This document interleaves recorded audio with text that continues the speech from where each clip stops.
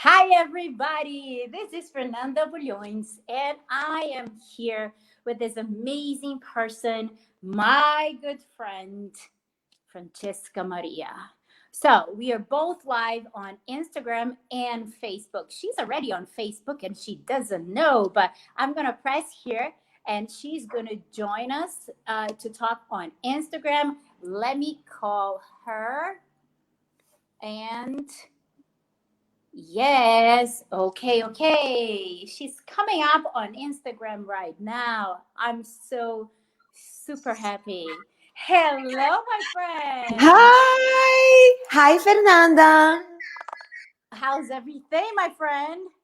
Good. How is everything with you? Everything is perfect. Everything is great. I'm so happy to have you here with us and allowing us to get to know you a little better. I'm so nervous. I'm so nervous. Oh, come on. Come on. You're Francesca Maria. Come on. What? What does that mean? That I don't you know. are a I'm nervous. beautiful I'm excited. person and you should not be, nervous. So, what time? Where are you now? I'm in Italy. I'm in my hometown in Italy. And Very that's where I nice. am now because I moved back to Italy this summer after living for many years in the United States. So yeah, I'm back home and I'm in a like small town and enjoying small things and being close to my family every day. And it's just amazing. Very good. Very nice. So, what is the purpose of this interview, everybody? For those of you who have been following my project, um, everybody has a story. So, you never know if somebody's story is going to inspire you somehow, right? So, today I invite my very good friend Francesca because she has so much to tell you, so much to show it to you, and so we're gonna start to get to know her a little bit. So Francesca, would you please tell everybody a little bit about your background, where you're born, and how was your life since you were a child? Okay, I was born and raised in a small city in Italy, right on the water, on the east coast of Italy. A small city where everyone knows everyone. When everyone knows if anyone, very small and very nice. And I grew up there, and I. I just was a little girl with big dreams, always very big dreams. And I was always in the clouds. And yeah, I remember being in school. And when I realized that I wanted to dance, that my passion was dancing, is I was always about dancing, watching the videos and trying to learn and watching it over again, over and over, and then listening to music. I remember I would go to school and sometimes I would had a CD player, right? And hidden under my desk. And I would put these right in my sleeve like this and be like this listening to music. Oh, I was very bad. I Oh was a good my girl, god. but music had always had me dreaming about big things, big things. Very nice. And how big is your family? I have two half sisters and my mom and dad. Then we have, that's my closest crew. And I don't have a huge family, let's say. Then, my aunt and my cousins.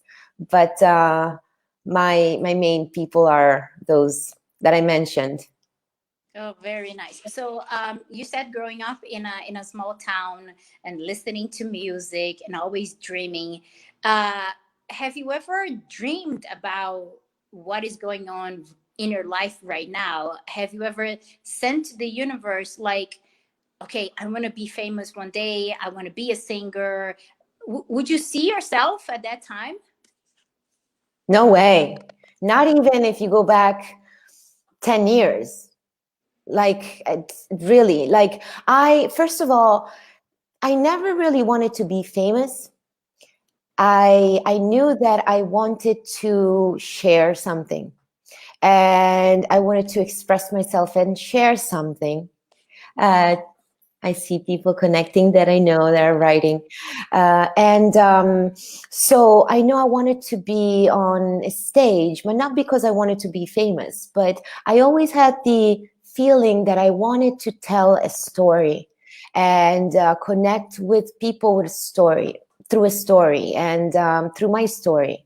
I don't know, always felt like I wanted to inspire people and bring people together, but it has never been, oh, I want to be famous. Okay, Not so even today. if you didn't dream of being famous, not even close to be a singer or a songwriter, what that little girl wanted to be when she grew up? Well, I first, my mother has a clothing store. So I grew up in a clothing store with her. And so she would take me, we would travel, we would go to Milan to Fashion Week. So when I was little, like I wanted to be a model. And I was like, yes, I was looking at these magazines and all these catalogs. I was like, wow. But then I was like, when I got to 13, I realized that I wasn't tall enough, and I was like, it was a bummer. But at the same, I know, but at the same time, I started. My parents took me to dance school, dance class, and but I never thought I want to be a dancer. The little girl who wants to be a ballerina. Are we also live here? Also, I'm sorry, what? are we also live on? Not only on Instagram, right? No, we Like are on. live on Facebook as well. Oh, good. Okay, so so I I started going to dance classes, and my teacher used to always put me in the adult classes, and I was there, the little baby dancing around, and I knew I enjoyed it, but I didn't know. So I continued, and I would take class, and when recital time came, I would pull out because I was too shy. I was too scared. Wow. So so then one year I prepared for the recital, and then at the last minute I couldn't do it. I stepped away, and because I was too shy and I was too afraid. So the following year I tried again, and I was 11 years old, and I did it, and that was the day that changed my life. And I remember I was like the star of this little dance, and I was coming out on stage I was coming on stage on a motorcycle, mini motorcycle driven by this other little boy. It was crazy. I had this like leopard, little leotard, and I was fierce. And in my personal life I was very shy, but when I got on that stage I was like, wow. And so I experienced that moment when something happened, and it felt magical. It felt magical. And that day changed my life, because then I realized what my passion was. And from there, my journey in dance started. Very nice, very nice. Did you feel like it was too hard? I mean, you said it had to be that situation to bring you that spark. But why did you think you were too shy? Were those kind of girls in school that used to be on the front row and just paying attention like a geek or something because you're too shy? No. Back row. So Back how row. can you explain this? Listen, back row, even today, I'm always in the back row. When in New York City, I used to take the bus every day. I always go to the back because I don't like to be seen. I don't like to be in the Oh, so center you of use the attention. back row just to be away and further. Oh, Yeah, interesting. Okay, to be because away usually, and usually whoever is in the back are the ones who like to annoy other people and talk and make those crazy things. Wow, No, very I wasn't rowdy or anything. I was in my own, as I said before, I was in my own cloud a lot, and lost in my dreams. But for me, still today, it's the same thing. Like if I go to a restaurant, when I walk in a restaurant, I feel very shy, and I'm like, oh, I rather go places that are not crowded, just because I don't like to be in the center of attention. I don't like to be looked at. interesting. So, Then it changes. On yeah, stage, it's a different I know story. Francesca Maria. So, okay, So yeah, so I can be like, hey, you, look at me, I'm talking, I'm singing, it's like Beyonce has Sasha Fierce, has the uh-huh. double personality, right? And yeah, it's like that, total opposite. Interesting. So you had this first recital, and you figure out that this was something you love doing. So approaching, how old were you when this first happened? The first time you were in the motorcycle, how old were you? 11 years old. Okay, good. So, and then you start doing the dance classes and everything. So, approaching adult life, not even like into your teens. So, you just started like joining the dance classes and everything, and just you put all your love and passion in it at first. Yes, it changed right there and then. um, just something switched, and I realized that that was a passion for me. So I started studying, taking classes in my town, but also there was my school there, my dance school had some famous choreographers coming in every 2 weeks to do intensives. So these teachers, everyone who saw me always had pulled me aside and always pulled me to the front row every time. And I was always, and at the end of class, always pulled me aside, say, look, you have you have a talent, you have something, but you need to keep studying, you need to focus on your craft. And at the time, I didn't have much ballet training, so my teachers kept telling me, you need to go back and rewind, because usually you start with ballet. It's like elementary school, you'll start with the alphabet. So I started with jazz, so because I felt free and everything, but my feet were like, my lines were a little crooked and I didn't have the proper technique. So they were like, we see something in you, go back to ballet, start with ballet again, fix it, and continue. And that's what I did. And I hated ballet. Oh my God. Oh my God. It's Just pretty. listening to you saying this, and then seeing you dancing and teaching ballet. I mean, it's like crazy, isn't it? Yeah, it's like, because dance for me has always been freedom and movement, and ballet being really tight and stiff. And let me not tell you, when I started doing ballet, one of my teachers started telling me that I wasn't gonna be able to do too well because my body shape, I had a booty. It's like, oh, she started kind of saying you should be skinnier, or you should be so. It was too constricting, but I had to do it, and I saw the difference. I saw a big difference, and yeah. Interesting. And So then how? I continued. So then I traveled. So my parents would take me whenever. I was very lucky because my parents have always been so supportive. And because from a small town, I didn't have much going on, not many, opportunities of studying with big choreographers. But anytime there was a choreographer coming from even abroad, from America or other places, my parents would take me, and it would be in the weekend. So we would drive and travel to these places, and for me to take class. And so, yeah. Nice. And how did the songwriter part of you started? Did you always like to have like a diary or something and write things and put your feelings into the paper? How did it started? Yes, that started much later. much later, and I'll tell you how it started. But I used to write. Yeah, I used to write a lot in journals and stuff like that. But when I started doing music, many years after, those early years, I mean, not that many years, but but this is something else that is quite important, and maybe hopefully people will get inspired by it. I started doing music, and I had someone writing songs for me because I didn't think I could write songs.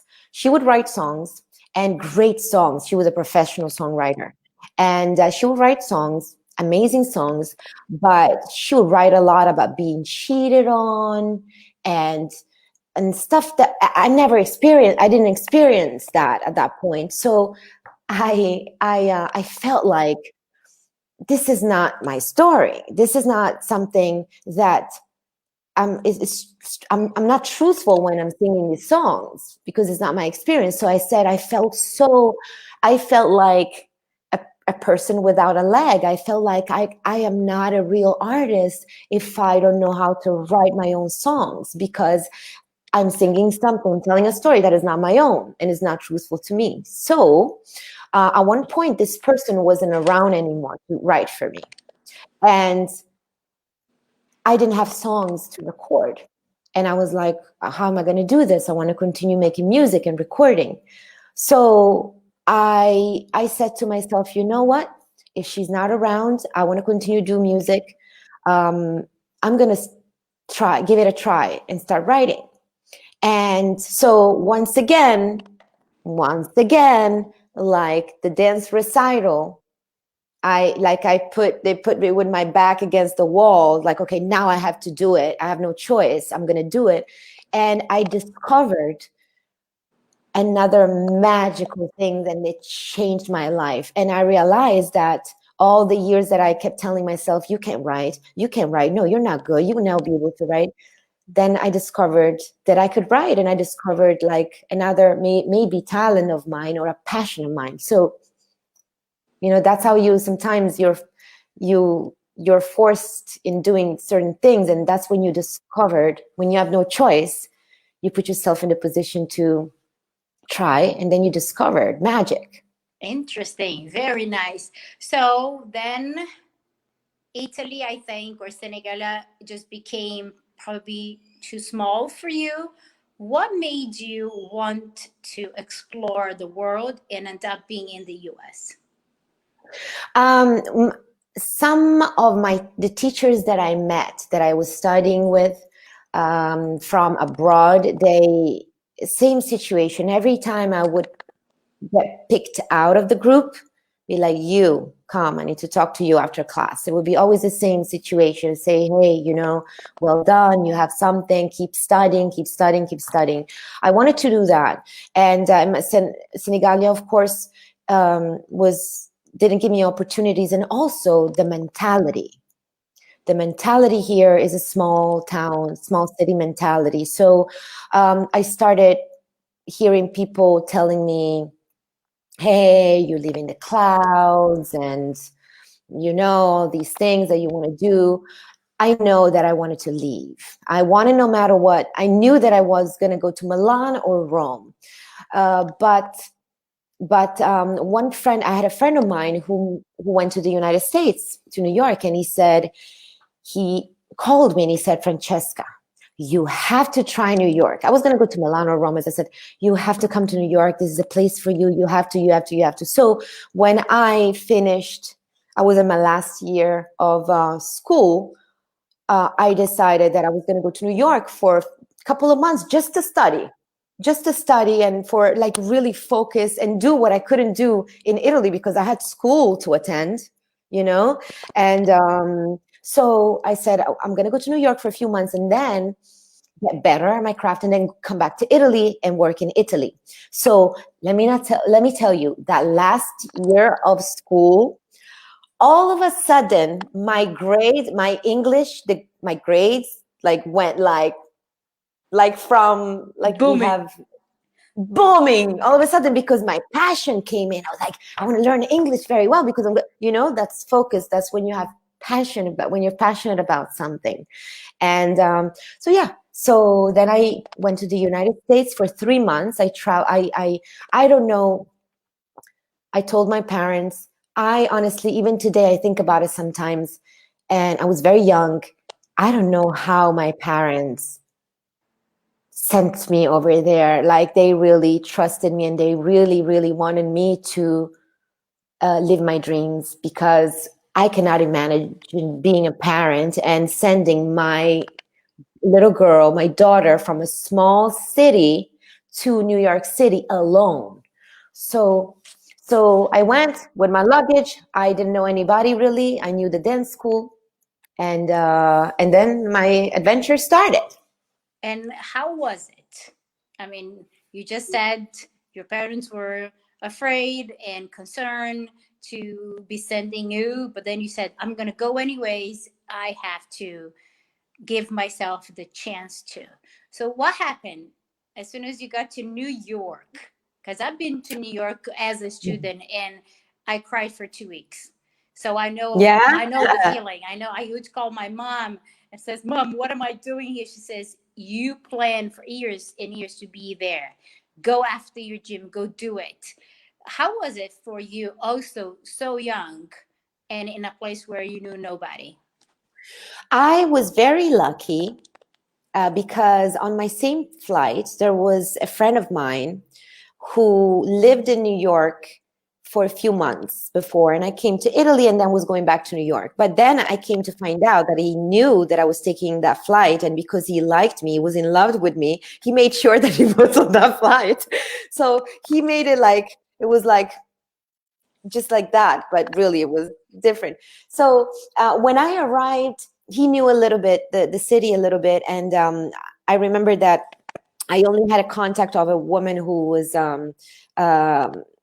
having me in her, supposed to find me a place to stay. So the first night I was staying in a hostel uptown, and I remember me and my friend, he came there with me, went there with me to that hostel, and as we left our luggage at the hostel place, the little whatever, he's like, okay, let's go, let's get in the subway and let's go to Times Square. It was like 9, 10 at night. He's like, let's go to Times Square, like fresh out of the plane.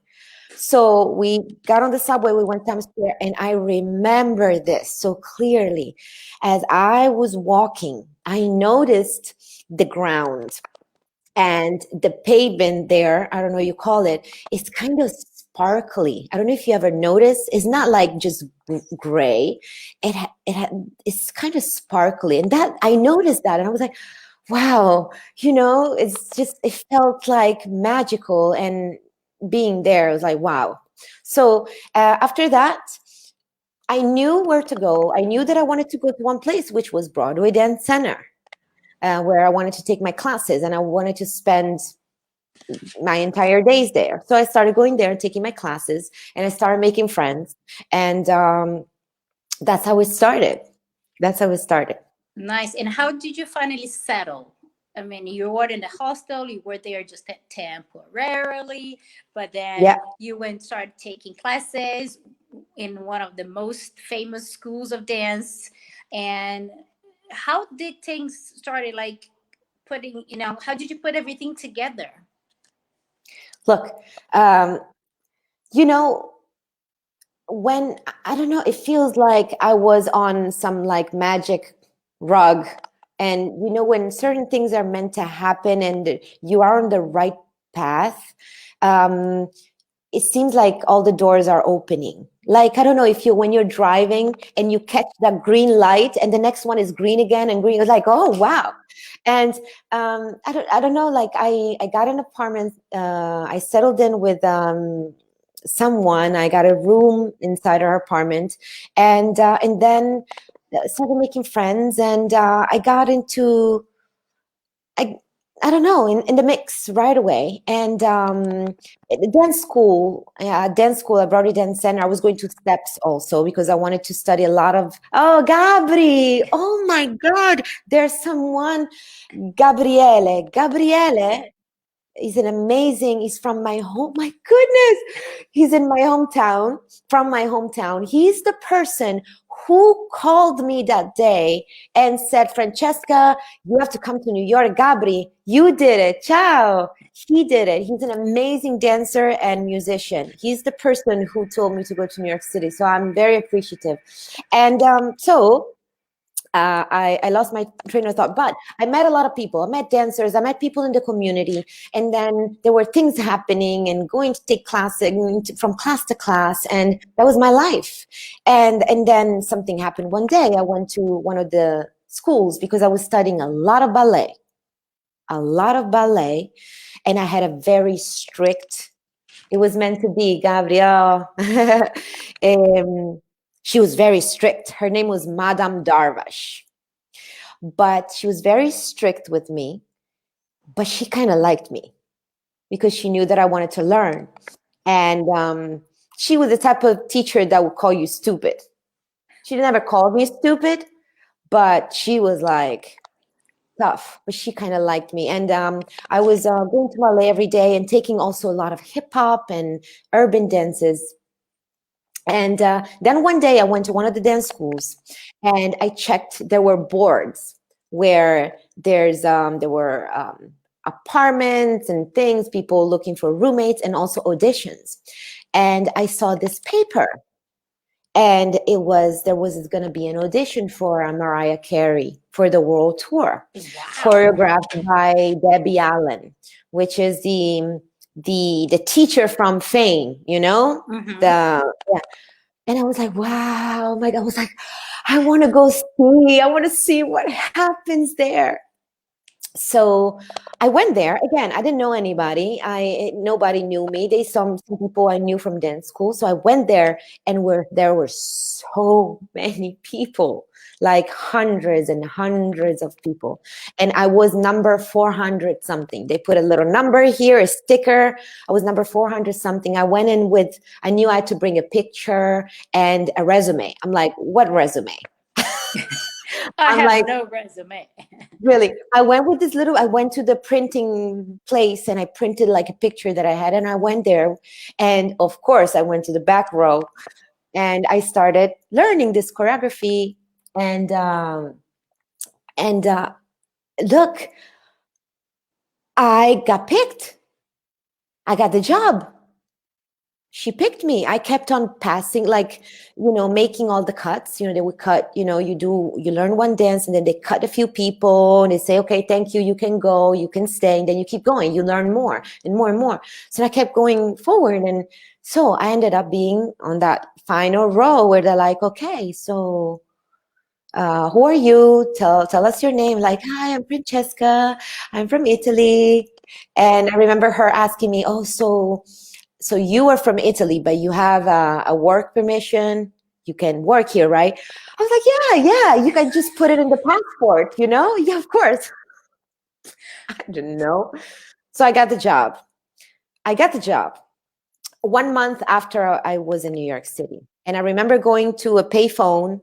I bought a little calling card and I called my father from a payphone. And I said, Dad, I'm going to be going to Hawaii and Asia and with Mariah Carey. And he was like, what? Are you like dreamy or something? After 1 month that I was there, imagine. And yeah, so I got the job and I started rehearsing, and I was even and see people that I know. I was even picked to be one of the principal dancers because they also picked like the substitute dancers that would go on tour, like the alternates, called the alternates. So I was in the main team, and I knew that Debbie Allen was working on my visa because I needed a visa. So they were talking to the immigration every day, da da da da da. And after 2 weeks of rehearsing, one day I go there and she calls me to the side and said, Francesca, I have bad news for you. We couldn't get your visa. Oh my. And we cannot get it on time before we leave for tour. And unfortunately, we can't, you can't continue because, oh my God. And I remember one of the dancers telling me, Francesca, no, you need to talk to a lawyer because you'll be able to. I'm like, I didn't know anybody. I didn't know anything. So that was a bummer. But that was the beginning of many things, because then eventually I got my visa. Not for that job. That job I missed. But like a year later, or like a few months later, I was able to get my visa and start, working and doing projects. Very I nice. talk And so much. I'm sorry. but nobody know this story. How many people are probably now in New York trying out for something they dream of. It's Mhm. just an example that you should never give up on your dreams. That's why, inspiring people, and you have been inspiring me for so many years, my friend. You know that. Yeah. You know that. Thank you. Thank So you. this was the first no or boo boo that you got it. And how did the singing part start? How then you knew now you can dance, you knew you had talent, people could see you as a dancer. But how did the Francesca Maria singer start shining and showing up? Well, um, I started working and traveling a lot. I started working for a lot of artists. Started working as a backup dancer for many artists. And I know it happened one time that I was in Los Angeles dancing for a Latin artist, and there was a show for the record label for at the time was Universal or Sony, one of those. And once again, I was dancing, and they after the show, someone called me and they're like, "Hey, somebody wants to talk to you." And so I went, and it was the president of the, I don't know, I don't remember if it was Sony or Universal. It was like, "Yeah, we wanted to meet you and know, if you sing." I'm like, "No, no, no, no, I don't sing. No, no, no, I'm a dancer. I'm a dancer at the time." So to show you how I had no idea that whatever is happening today was going to happen. So I worked for many years for many artists, and developing also artists and teaching them how to be on stage. And then at one point I was in abroad. I got a contract to be in Morocco and work for the Queen of Morocco. So I was her personal, dance teacher, and I had a lot of free time, and I met some musicians there because I was residing in these like luxurious um, hotels, because I decided I wanted to stay in a hotel. So I started hanging out with my musician friends, and one day, I don't know how, why, don't know, I felt that I wanted to do something. And I said, look, I called one of my friends and I said, hey, I want to go to the studio. I want to go to the studio and I want to record something. I want to record like a little cover song. So he took me to the studio. I sang a little bit in the past. I was taking vocal lessons for many years, but never thinking of becoming a singer. So I went to the studio and we recorded a song. I chose Ain't No Sunshine by Bill Withers. So I recorded it, and I remember this studio was like so weird. But in any case, then I went back to New York and I gave this little demo to a friend of mine, very close friend of mine, who had been telling me to sing. He had been telling me, Francesca, you are more than just a dancer. Not to say just a dancer, because dancers are nothing, but there's more in you. And I kept saying no, because I'm so stubborn. I'm always, in Italy we say this, stubborn. It means like, and I was like, no, no, no. So I went to him and I said, look, I recorded this. And he liked it. And he said, okay, so we have something here. So let's start working and put you in the studio. And and start working on my sound and finding my sound and my style and everything. And that's how it started. Very But nice. let me tell you how many people told me that I wasn't going to be able to do it. Many people kept telling me, no, you're not experienced enough. You're not going to be able to perform live and sing live. You're not going to be.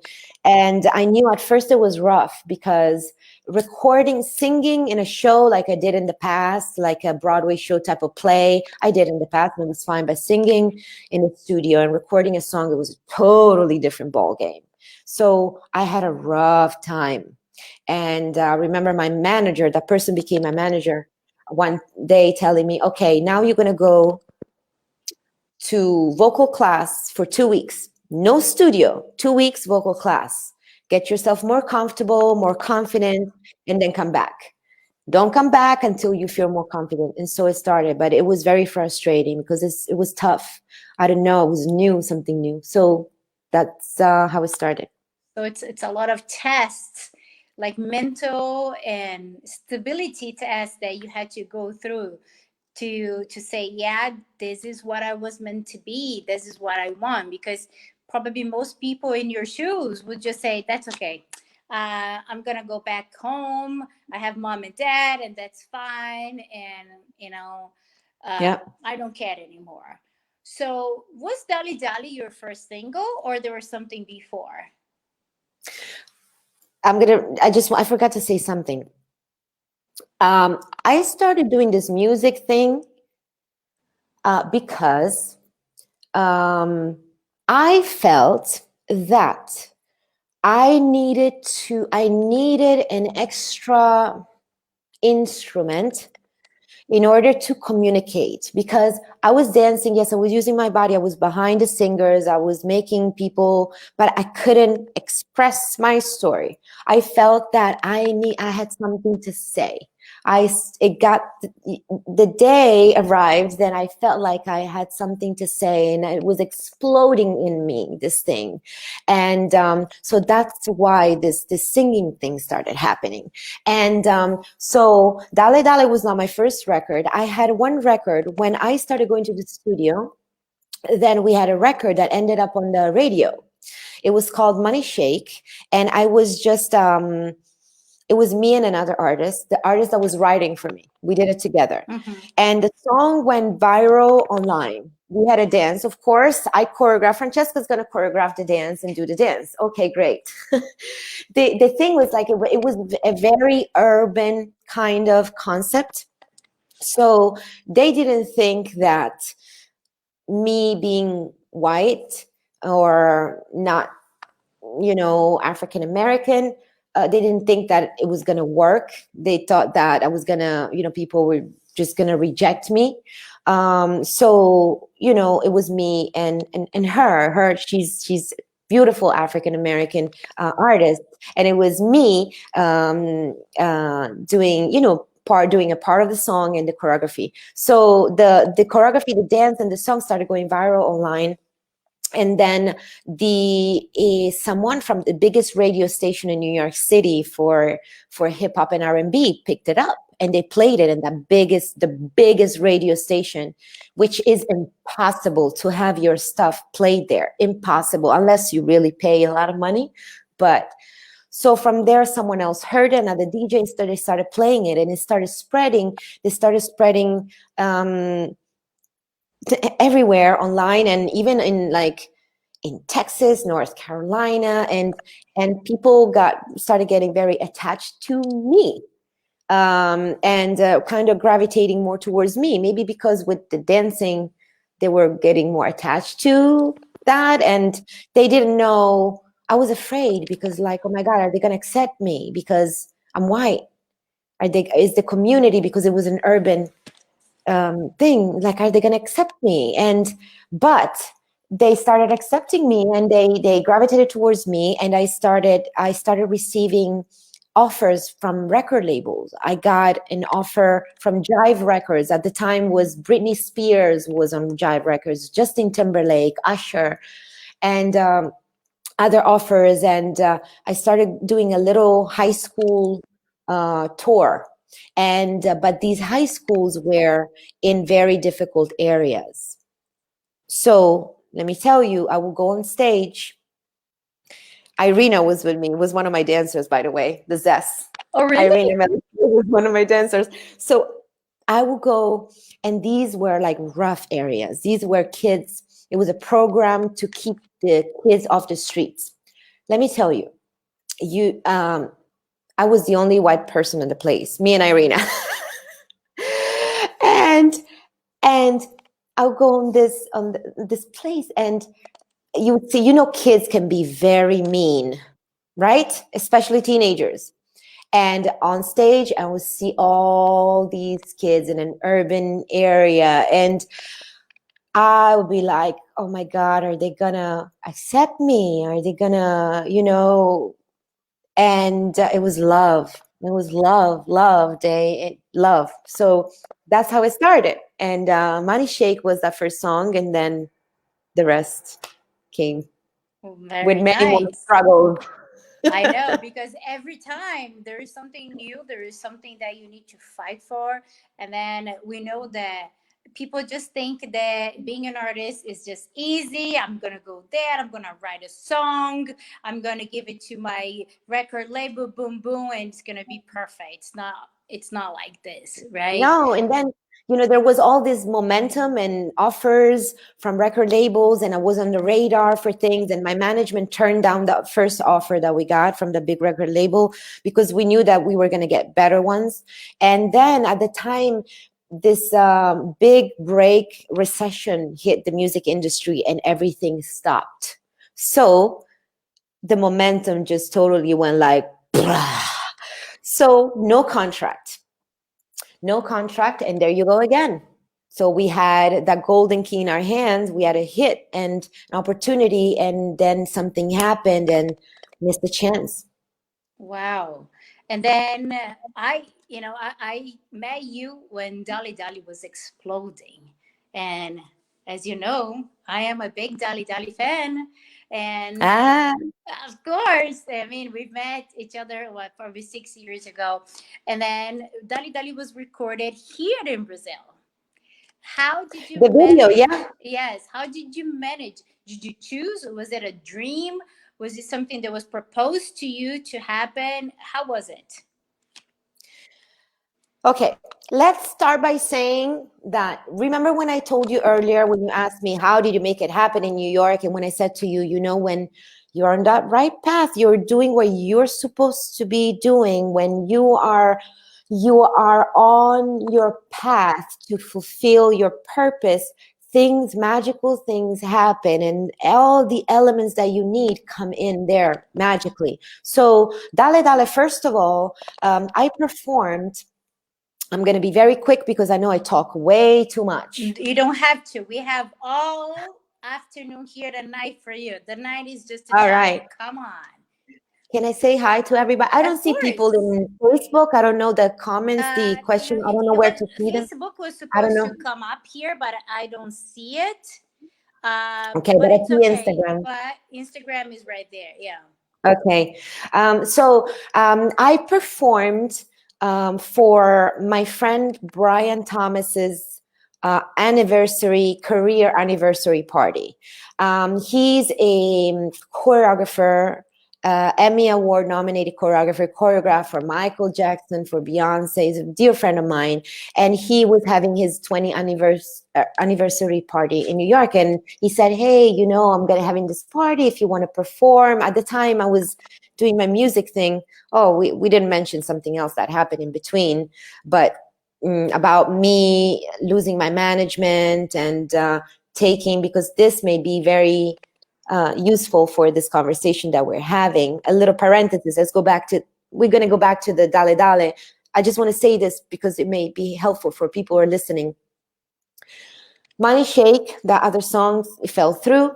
And then I was in a situation with my management. I was very frustrated because my management wasn't giving me the opportunity to record, to go to the studio. And I felt very frustrated, and the situation dropped with fell through. So at one point I knew that management wasn't the right thing for me. And someone came to me and wanted to manage me, some other people.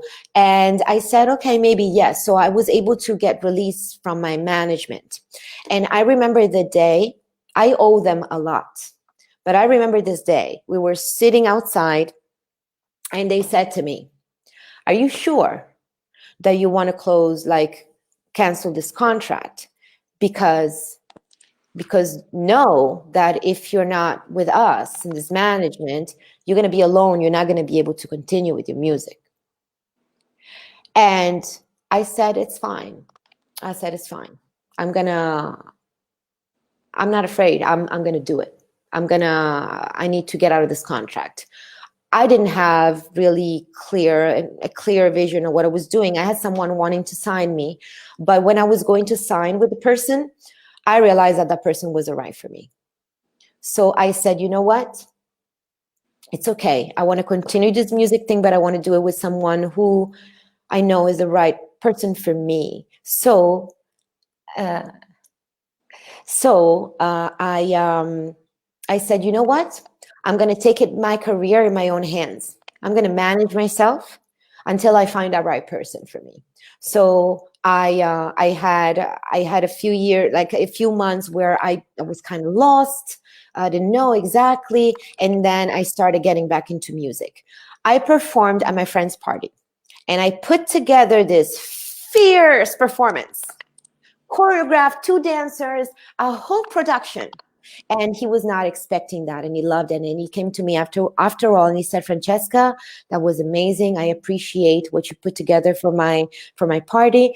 I want to do your video, because he started directing. I want to shoot your video to say thank you to you. And I said, oh my God. And I said, you know what? I thought about it, and I said, what video, what song really? I had a few songs, and I said, you know what? I started at the time, when I started doing music, I started teaching more because I needed to be in town more. I couldn't tour. So I stopped being a dancer and I started teaching. So at the time I started teaching Zumba, and I started getting acquainted with the whole community and everything. So I said, you know what? I'm not going to do a video of any song. I want to do a video. I want to create a project, and I want to do a song that I can use for Zumba.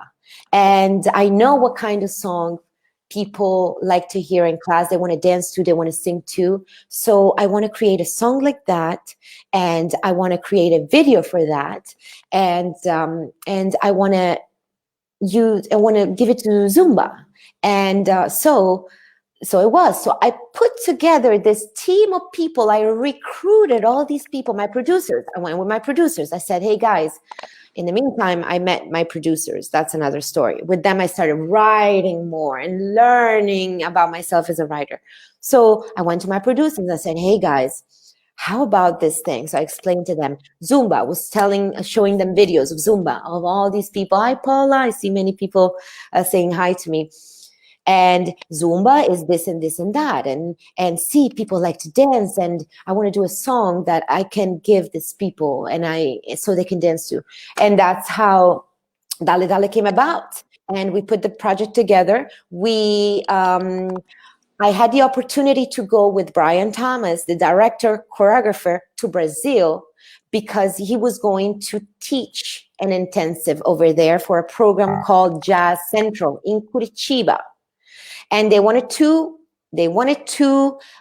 give the kids and the dancers the opportunity to experience a video shoot. So they're like, you come with us. We shoot your video there. We give the opportunity, these kids and these dancers, the opportunities to experience this, and we put everything together. And so it happened. I came to Brazil.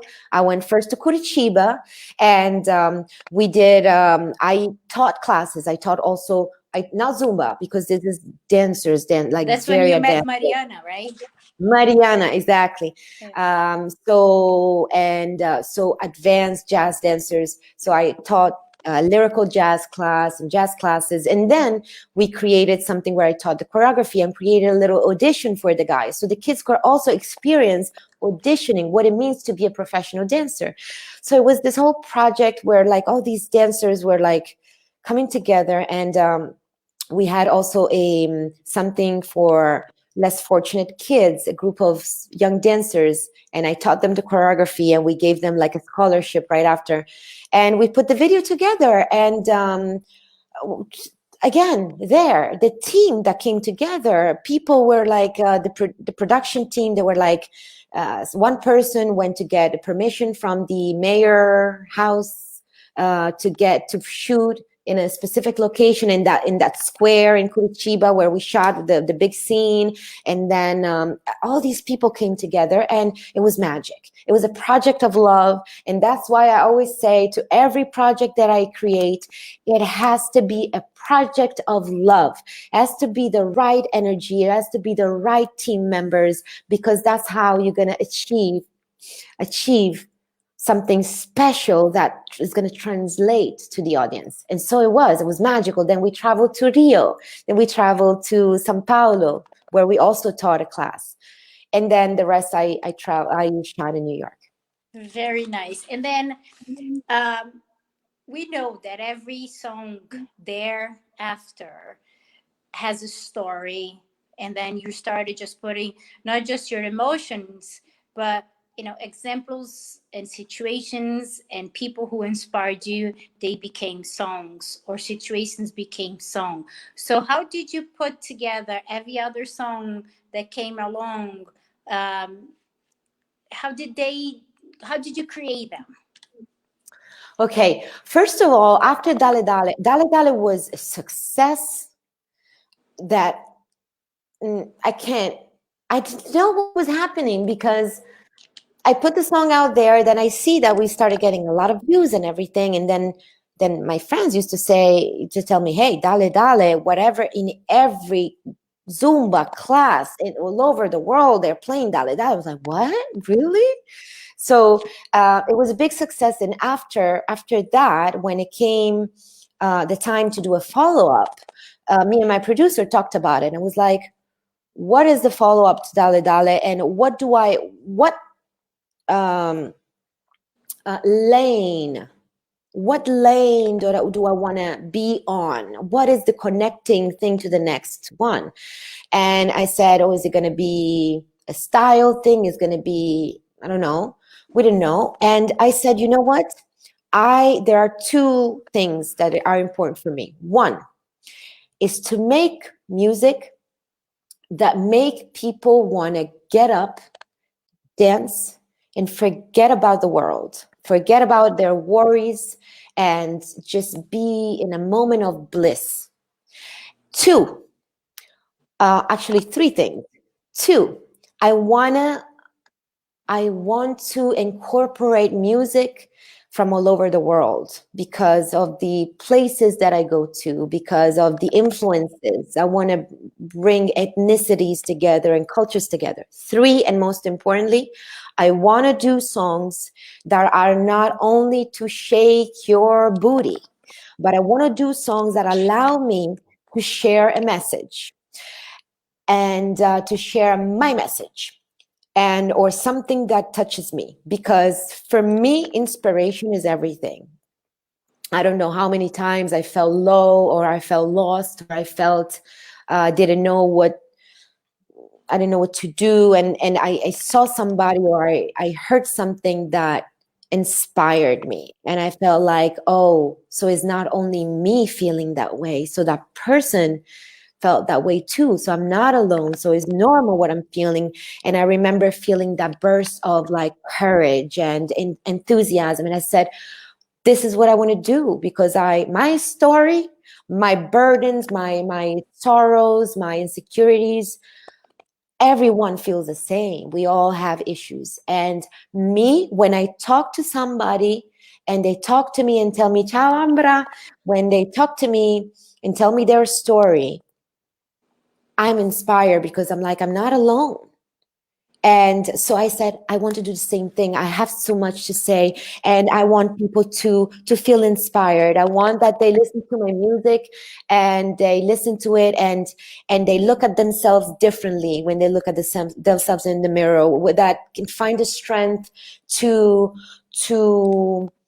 go for their dreams, or to be themselves, or to value who they are. So that was basically the lane, and that I'm still on the same lane. So going back to when I was a little girl, that I wanted to perform and inspire people. And when later on I said, I have a message to say, I have more to say, when dancing wasn't enough for me, this is what it is about. And Very nice. helping people finding their light and find courage. Very nice. We know that Get Loud has a very nice story behind. Would you share with us? Yes, yes. Get Louder was I was going through a very dark moment where I felt very depressed. I felt lost. I felt um, very low. I felt very lonely. I felt that I um, I felt that people wanted from me something that I couldn't give them, and creatively I was stuck, and and yeah, I just felt very low, and I couldn't write anything. I was super stuck. I only wanted to write sad songs, and I said, "Oh, my audience don't want to dance to a sad song," but I couldn't like I just it was dark. It was dark. And so one day I my producer sent me a song, an instrumental, and at first I was like, oh my god, this is like a super happy song. I don't know if I can pull it off. And also I had lost somebody at the time. A few months earlier, I lost someone very dear to me. My manager, Craig McLaren, passed away suddenly. So it was rough. It was rough. And I felt like that a big element of my support system left me. And I remember like him knowing about all my struggles and my projects and my tours and all the people trying to take advantage of me and the contracts. He shared so much. So I felt like, this big support system leaving me. So I took that song one night that my producer sent me, and I sat on my windowsill in New York City, my apartment, and I took pen and paper, because I still write on paper. My songs, they must be written by, a lot of people write on their phones. I can't. I need to feel the connection with pen and paper, So I got my little notepad. I sat on the windowsill. It was nighttime, and I was looking outside, and I played the song, and I said, oh my, oh my, oh my, I cannot see the light, and every day I feel gloomy inside. I don't even remember the words right now. Oh my, oh my, oh my, what am I thinking? What am I thinking? I gotta find my light. So I started writing what I was feeling in that moment. And I said, I'm going to let it go. I'm going to let it come out. And this song is going to be exactly a diary of what I'm living in this moment. And then I realized in that moment, I said, the song says, every second of every minute, every sunrise that we've been given, every moment's another chance, is another treasure that we've been gifted, to say, hey, my mind is in this dark place. I don't see anything beautiful. I see everything dark, but let me look closely, and I see there are so many great things happening. So it said, just the appreciating what we have, the treasures that we have in our lives. Moment is another chance, is another treasure that we've been gifted. Every breath means that we're living. Every tear means that we're feeling. That means our sufferings we suffer because we feel we are alive, and we have opportunities to change our situations from bad to amazing. All we have is here now. Let's sing it loud, and then it starts. So that was Get Louder. Very nice. And then the other songs also have a story, a specific story. Or just Get Louder is the one specific that has a story, like you have lost somebody you love. But all of them have a story. Every song has a story. Every song in a story. Oh, Yeah. boo boo. They always Every do. song is They a story. All of always them. do. Okay, get excited with Yeah. get louder. Get louder did it. But every song is a story. Each and every one has a specific story. But the new one has some heavy stories too connected to Let's it. talk But about, yeah. like, I love the title. So what? So what? Tell us. So what if I have acne scars? So what if I have a few pounds, extra pounds on me? So what if I'm gay? So what if I'm curvy, I'm blonde, I'm a Muslim, I'm black? So what? So what? So what if I am the way I am? So what means um, I started with social media specifically. I started noticing that I would look at social media. Thank you. I would look at social media and feel like start to get a little weird and started feeling like, oh, maybe I should look like that. Maybe I should wear that. Maybe I should talk like that. Maybe I should, like have a life like that, or that person does that and maybe means that I'm not good, I'm not worthy of having that because I don't have it.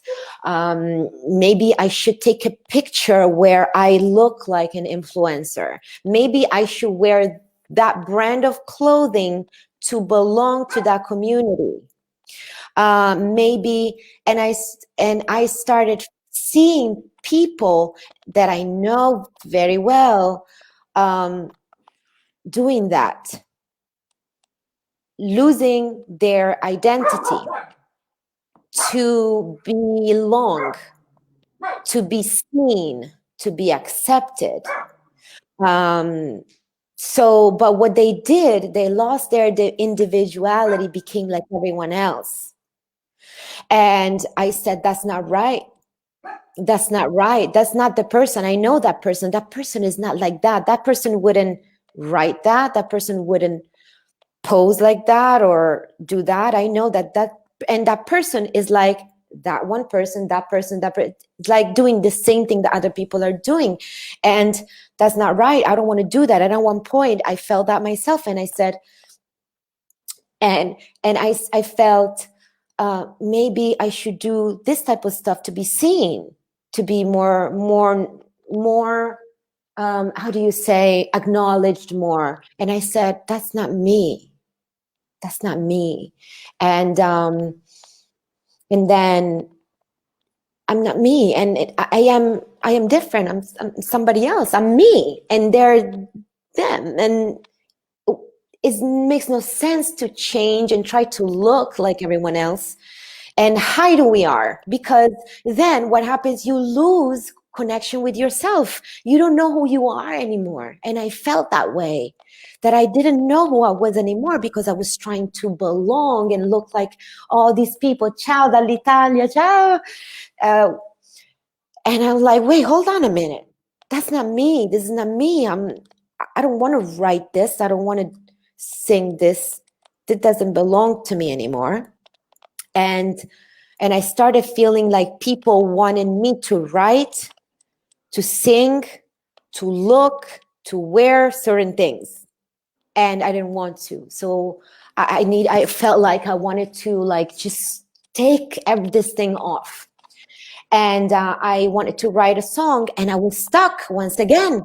I was stuck. I couldn't write the song because I was thinking, oh, because it should be like this, because my Zumba audience wants me to do songs like this, and they want me to sing these words, and they want me to look like this so I can.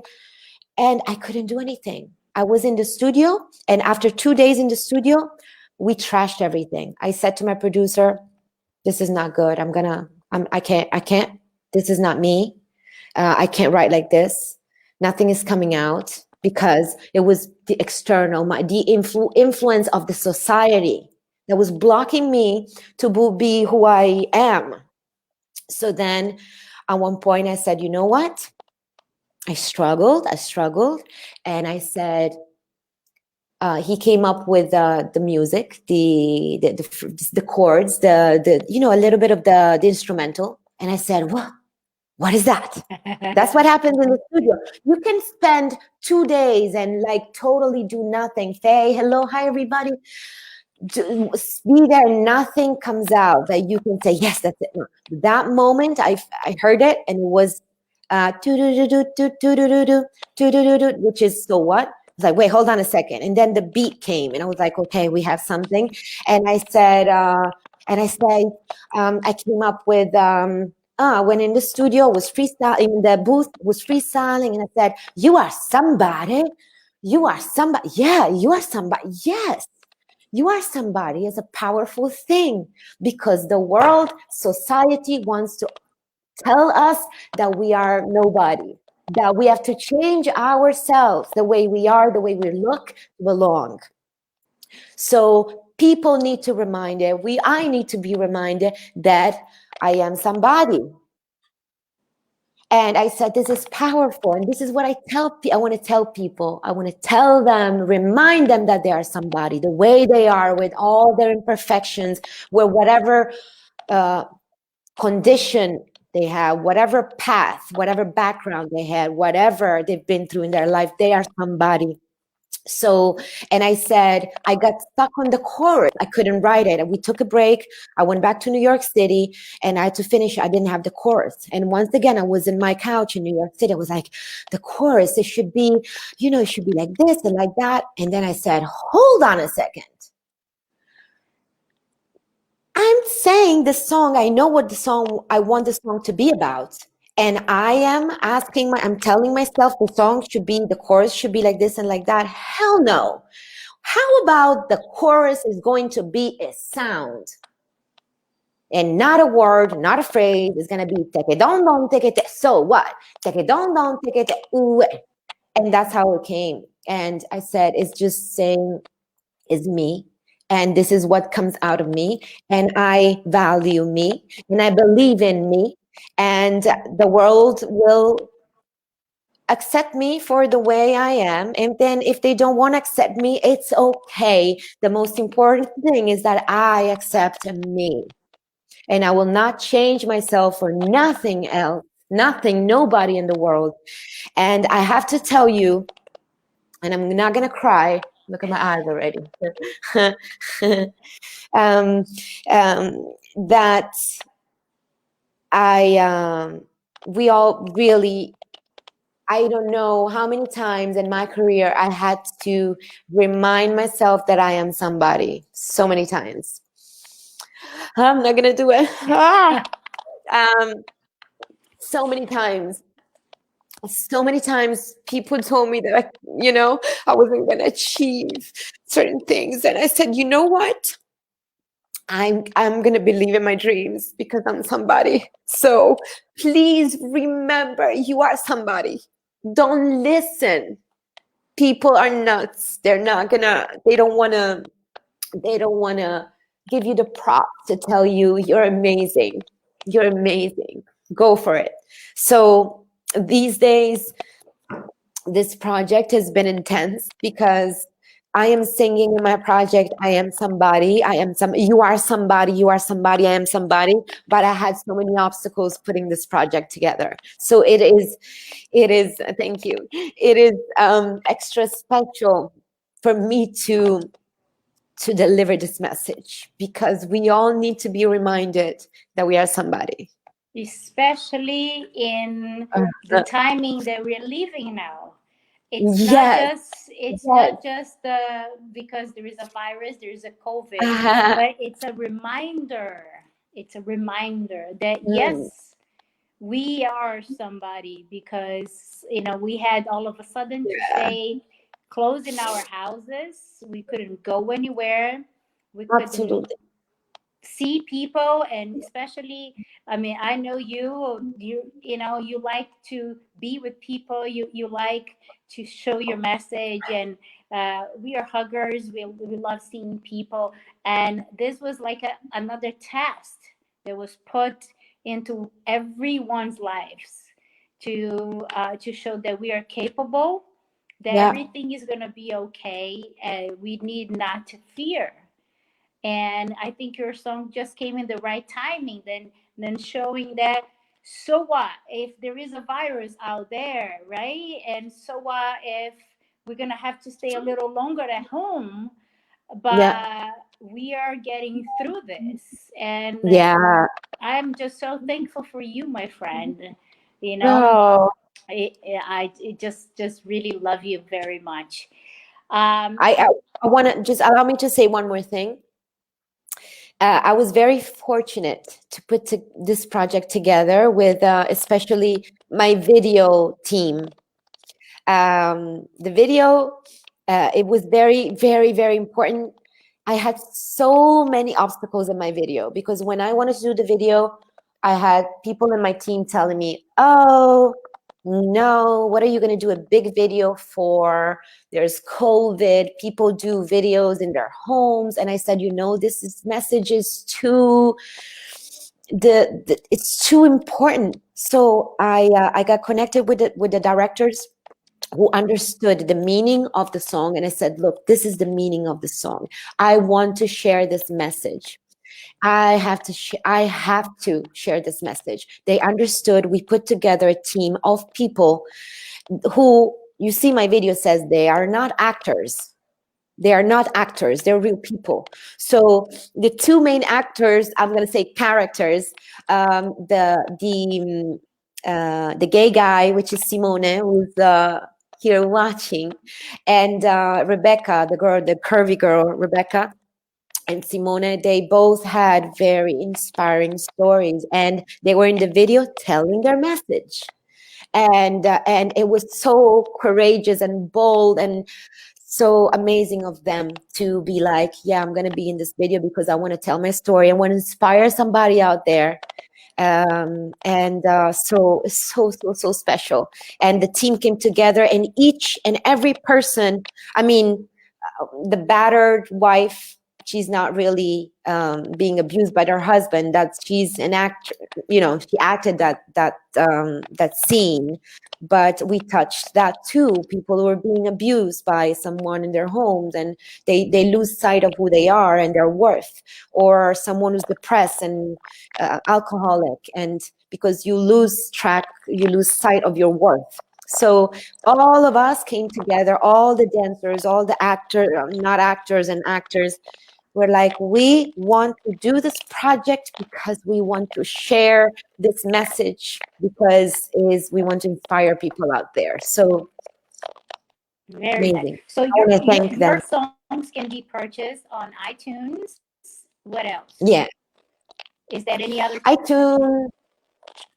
iTunes, everywhere, anywhere where you buy music, Amazon Music, Apple Music, and then it can be streamed. And the video is out, and choreography will be out tomorrow. All right, that's what I think. Yeah. We Zumba instructors, we got. Come on, come on. We want to see the choreo. We want to see the. It's always Yeah, good. Are you there's gonna break two it versions. down? Are you gonna break it down like you always do? No, not in the video, but I'm trying to do a live streaming on Wednesday where I break it down a little bit. And in the video, there's two parts. The first half, the chorus is simple, is more like Zumba, and the second half is a little more choreographed. It's not only my choreography. I collaborated with my friend Giulia Mancini, dear friend of mine, and we captured, I feel, the feel of the song. But one version is more for like more choreographed of the chorus, and the other version is more for Zumba. So you see them both in the video. The instructors get to choose, they get to pick. So very nice. I have one curiosity. yeah. I mean, you have your style, the pop, and then all of a sudden you just release Bombay, which it's like it's still you, it's still the pop side of Francesca, but it was very authentic because it was very Indian. And how did you Mhm. come up? Why did you decide to do a song like Bombay? Because I always wanted to do use Indian rhythms because I love Bhangra. I love the Indian rhythms and the culture. And I've been since actually right after Dale Dale, I wanted to do an Indian inspired song. And we weren't ready right after Dale Dale, but Bombay was right after Poppy, I think. And I was like, it's time. And I wanted to do that percussion that they do with the lips. I wanted to use that. I knew I wanted to use something like that. And it was fascinating to create it because we try to be as close as possible to the original sounds. We don't want to create something that's like, oh, Indian, it will be ti, ti, ti, ti, ti, ti, you know? We research each instrument and the history behind the instruments.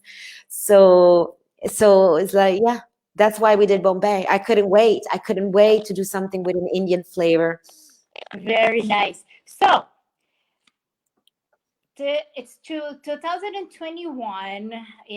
I don't think we even count to 2020 because it was just crazy. But how does Francesca see Francesca in 5 years? Okay. I see, hopefully, with a family. Woo-hoo! Yes, yes. I'll be your flower But girl. first with a boyfriend. Yeah, I'll be your flower girl. And Believe me, I will be. okay, perfect. And family is huge for me. Family is huge, but I had to sacrifice family and a kind of a personal life for, my dreams, for my career. So there's been many situations where I had to say, I'm traveling. So hopefully with my Prince Charming and a family and settled a simple life, not doing uh, not doing this, like being behind the scenes and doing it for other people. I Wow. want to, and I want to develop other artists. I want to do what I do for me. I want to do for other people, and maybe writing, like just do continue definitely with the creative stuff. I would love to produce content for TV shows. Nice. So I'm not gonna even ask you how do you see yourself in 20 years because I think this is a project on the long run, right? Because if you start doing this, you probably will. Well, why? I don't know. It could, So how do you see yourself in 20 years then? chilling like this. Uh, no, just in really like a very like simple life in nature and nothing too fancy. I hope I one thing I just hope that I will be happy looking back at what I did despite the sacrifices, and I hope I would be proud and say I'm glad I did it. I'm glad I sacrificed a lot. And I'm happy that I experienced these things despite as I said, the suffering and the I went through, and I just hope that I will be happy and looking back and be like, okay, I did good. I did what I could do. I lived my purpose. I fulfilled it, and yeah, family around, cats, dogs. I can't have a cat. I want to have a cat, but I can't because I'm always traveling.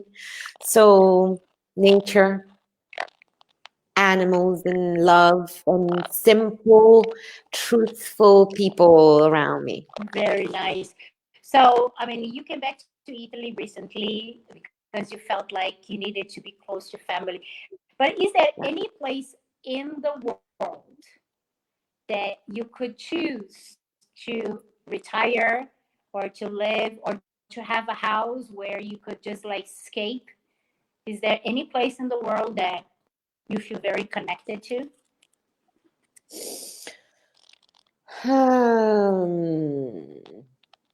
I don't know. I felt different connections of different kinds in different places I've been to. But for me, water is a big thing, and the beach and the sand is a big thing, and it's a source of inspiration, is a source of peace, and if anything, I would love to go somewhere where there's nature and you find spirituality in nature, and but I felt connection in Brazil, in Japan, and Bali. I was going But to say Bali was what I great for you. You had a great time in Bali. yes, yes, very spiritual moments, and but would I move there? I don't know. I don't know. I don't know. But definitely so many places where I would like to have a house so I can go there and spend like a month or two, that's for sure. But New York, of course, that's despite, I mean, there's no beach. I mean, in fancy beaches in New York, but there is it has a very special place in my heart. Oh, but I the place that you used to live, like in Chelsea, was very close to the water, to the marina. It was like so intense. It was amazing. yeah, and but the streets, the energy, the flavor, the vibration, yeah, I see it in movies now, right, Gabri? I see it in movies now, and I miss it. I'm like, oh, I mean, half of my life I spent there, and it's like the walking in those streets is something So you said magical. about movies. What's your favorite movie? My favorite movie, now me, I don't have a thing about me. I watch movies and 3 seconds in the middle of the movie already, I forgot the title of the movie. But I have to say, Nuovo Cinema Paradiso is a movie that touched me when I saw it the first time. I watched it twice back to back. As it ended, I started again. It won an Oscar. It's an Italian movie. And I like movies that make me think, and think, maybe not think like, not thrillers. Yes, it's fine, but I like movies that make me reflect on things, and that make me they create big emotions and make me cry and make me like, I like those movies. I like that. I like, because it creates an emotional, because I'm thirsty of emotions, because that's my source of inspiration. So I like to talk to people to know their stories, not because I'm curious to know about their business, but because I love to see what another person experienced, and so I like that. Favorite song? But Nuovo Cinema Paradiso, favorite song? Oh my God. Oh my goodness. You didn't tell me about this No, favorite yeah, I song. just felt like I should, ask you those. It was not on the script. Ah, favorite song. Uh, favorite song. Let me think. He's answering. What's his favorite song? Yeah, this is Good Nyla. doggy. Yeah. A girl. A favorite song. Let me think. Let me think. Well, I'm a big fan of Sia, the artist Sia. Um, uh, Chandelier is an amazing song of resilience and struggle and still victory. I'll think about what my favorite song of all time, but I'm for me, Prince is my idol. Prince. So the Sign of the Times, and When Doves Cry by Prince, or Kiss, or Adore You, or all those. Yeah, those, when I hear them, I'm like, something happens. And like, Wow. love it. So we've been talking for an hour and 24 minutes. Oh my God. Yes, but I knew that was going to be like this because I knew you had so much to tell us and to inspire us. So for us to just wrap up, I want you to, what is your message to everybody? What would you like to tell everybody right now that, it doesn't matter if you're not just struggling, but a message to people In in general, general? Yes. okay. A message to people is to be kind, because we all need kindness. And this situation, already with social media, I feel that we all got all on our, like, very secluded, and we're all into our phones. We all into, we kind of losing track of, what truly matters. And with this COVID situation, like, thinking that we can't, we see the next person as an, danger zone, because they can infect us. And I'd say, please be kind, and take the time to listen. And we all going through rough times with COVID in general, but we are all battling something. And it's extremely important to be kind, to be supportive. And I like to, so when I'm on social media, I'm always the one who drops hearts, because I feel like, oh, that person, I want to support that, make that person feel that I'm here, I see you, you're doing good, and I feel that the world needs that.